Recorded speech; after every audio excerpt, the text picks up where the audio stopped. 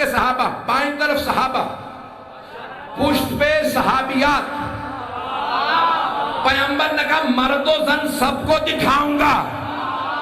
ایک مرتبہ کھڑے ہو گئے پیغمبر پالانوں کے منبر پہ اور بلندہ سے سوال کیا، الستو اولی بکم من انفسکم، کیا میں تمہارے نفسوں پہ تم سے زیادہ اختیار نہیں رکھتا؟ قالوا بلا، بے شک یا رسول اللہ آپ کو ہمارے نفسوں پہ ہم سے زیادہ اختیار ہے. پیغمبر نے کہا علی کھڑے ہو جائیے. آپ نے ہاتھ اٹھا کے کہا ان اللہ مولایا، اللہ میرا مولا ہے، وَأَنَا مَوْلَى الْمُؤْمِنِينَ، اور میں مومنوں کا مولا ہوں. فَمَنْ كُنْتُ مَوْلَاهُ فَهَذَا عَلِيٌّ مَوْلَاهُ.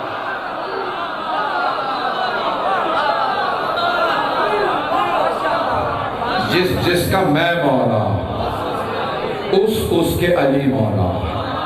عزیزان گرامی، میں اسی جملے پہ تمام کرنا چاہتا ہوں. مجھے صرف ایک جملے کی آپ کو زحمت دینا ہے. آپ نے فرمایا جس کا من موصولہ ہے یہ اپنے دامن سے کسی کو جانے نہیں دیتا. آپ نے نہیں کہا جس کا میں مولا اس کے علی مولا.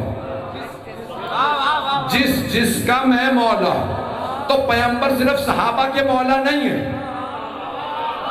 صرف خلفاء کے مولا نہیں ہے، جناب رسول خدا آدم کے بھی مولا، نوح کے بھی مولا ہے، ابراہیم و اسماعیل و اسحاق کے بھی مولا، یعقوب و یوسف کے بھی مولا، زکریا یحییٰ کے بھی مولا، موسیٰ و ہارون کے بھی مولا، شعیب و عیسیٰ کے بھی مولا.